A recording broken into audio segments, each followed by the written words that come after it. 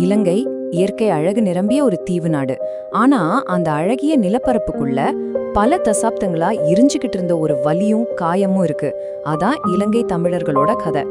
இன்னைக்கு நாம ரொம்பவே சிக்கலான ஆனா கட்டாயம் தெரிஞ்சுக்க வேண்டிய ஒரு 60 வருட வரலாற்றை எந்த அரசியல் சார்பும் இல்லாம மூலத்தரவுகளை மட்டுமே வச்சு ரொம்ப ஆழமா அலச போறோம். வாங்க ஆரம்பிக்கலாம். முதலாவதா இந்த வரிய கொஞ்சம் கவனிங்க. ஒரு நாட்டுல உங்க சொந்த மொழிய பேசுறதுக்கே நீங்க பயப்பட்டீங்கன்னா அது உண்மையிலே உங்க நாடுதானா? சும்மா வார்த்தைக்காக சொல்லப்பட்டது இல்லங்க இது.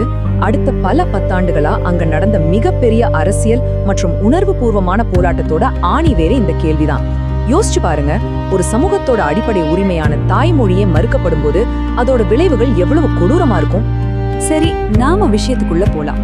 பிரிவினையின் வேர்கள், கிளர்ச்சியின் தீப்பொறி, பிளவுபட்ட தேசம், சர்வதேச தலையீடுகள், இறுதி தாக்குதல், அப்புறம் தீர்க்கப்படாத எதிரொலிகள். இப்படி 6 முக்கிய பகுதிகளா இந்த வரலாற்றை நாம பார்க்க போறோம். முதல் பகுதி, பிரிவினையின் வேர்கள். சுதந்திரம் கிடைச்சதிலிருந்து 1958 வரைக்கும் என்ன நடந்துச்சுன்னு பார்ப்போம். கவனிக்க வேண்டிய விஷயம் என்னன்னா, இந்த கதை ஒரு துப்பாக்கில இருந்து ஆரம்பிக்கல, ஒரு சாதாரண சட்டத்தில இருந்து தான் தொடங்குச்சு. 1948 பிரிட்டிஷ் ஆட்சியில இருந்து இலங்கைக்கு சுதந்திரம் கிடைச்சப்போ தமிழர்களும் சிங்களர்களும் ரொம்பவே ஒற்றுமையா தான் வாழ்ந்தாங்க. ஆனா அந்த அமைதி எவ்வளவு சீக்கிரமா ஒடிஞ்சதுங்கிறத இந்த காலக்கோடு நமக்கு தெளிவா காட்டுது.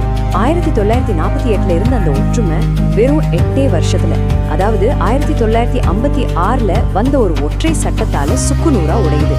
அதோட தொடர்ச்சியா 1958 அது வன்முறையா வெடிக்குது.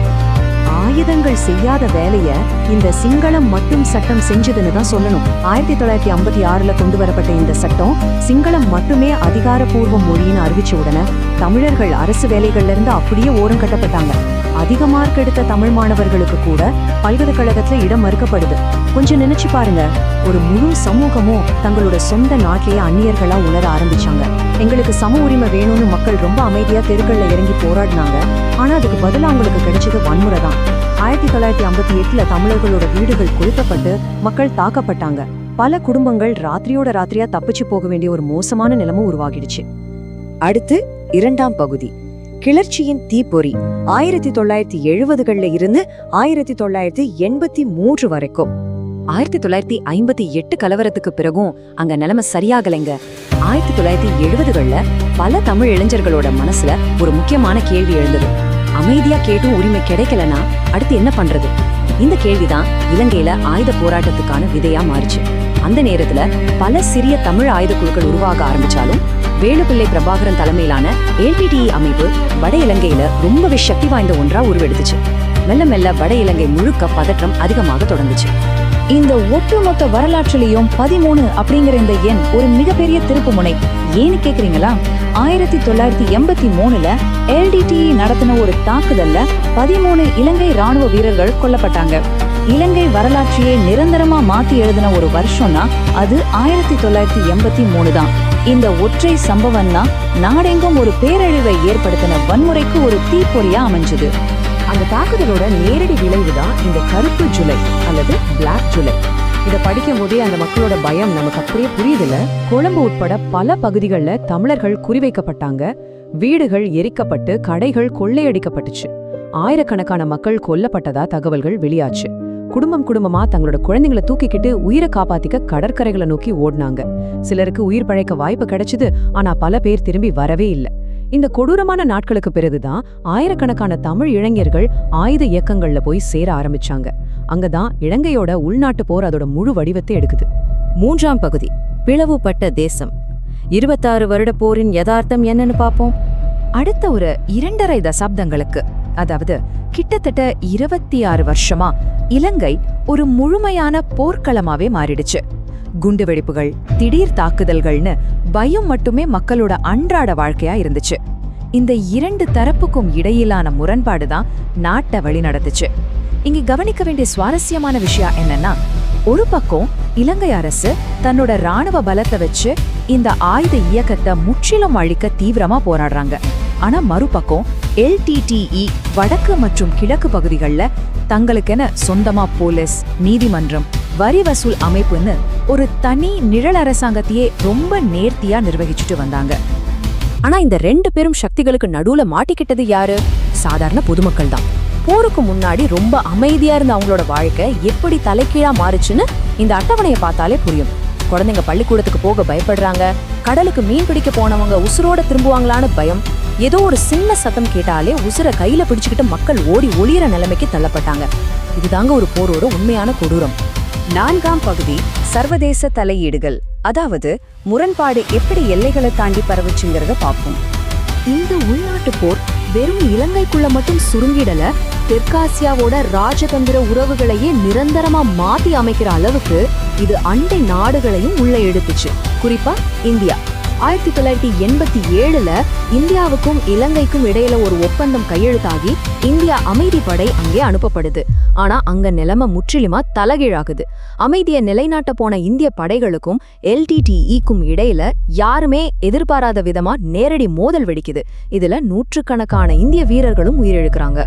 இந்த நிகழ்வுகளோட உச்சம்னு பார்த்தா அது 1991ல நடந்த அந்த சம்பவம் தான்.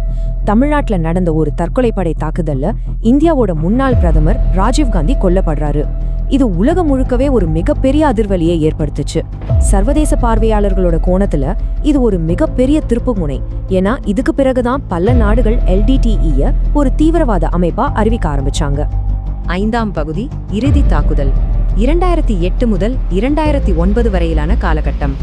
2000ங்கள்ல போர் ரொம்ப உக்கிரமடையுது. அப்போ உலகம் முழுக்க அதிர்ச்சியோட கவனிச்ச ஒரு பேர் தான் முல்லைவாய்க்கால்.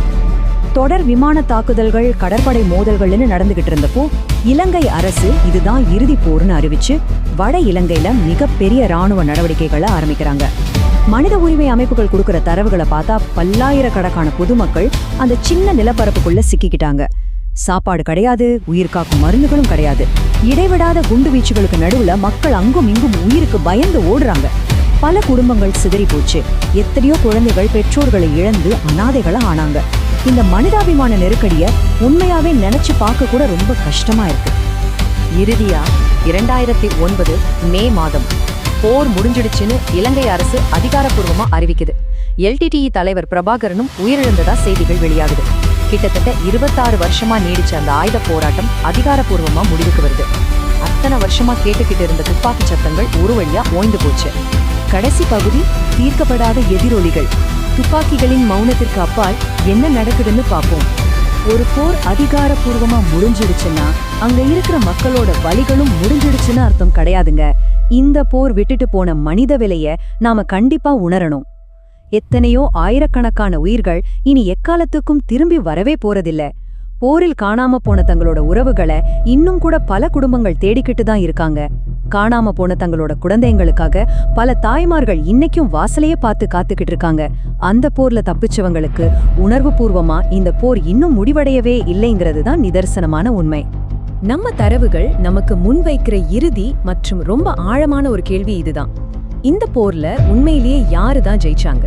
இன்னைக்கு இலங்கை மாறி இருக்கலாம், போர் சத்தம் குறைந்திருக்கலாம். ஆனா ஒரு சமூகத்தோட குரல் நீண்ட காலமா கேட்கப்படாமலேயே போனா அந்த அமைதிக்குள்ளேயே கூட இன்னொரு போர் மெதுவா உருவாகிக்கிட்டு இருக்கும் அப்படிங்கறத வரலாறு நமக்கு தொடர்ந்து உணர்த்திக்கிட்டே இருக்கு. இந்த தரவுகள் மூலமா இந்த பிரச்சனையோட ஆழத்தை நீங்க புரிஞ்சுக்கிட்டு இருப்பீங்கன்னு நம்புறேன். சிந்தித்து பாருங்கள்.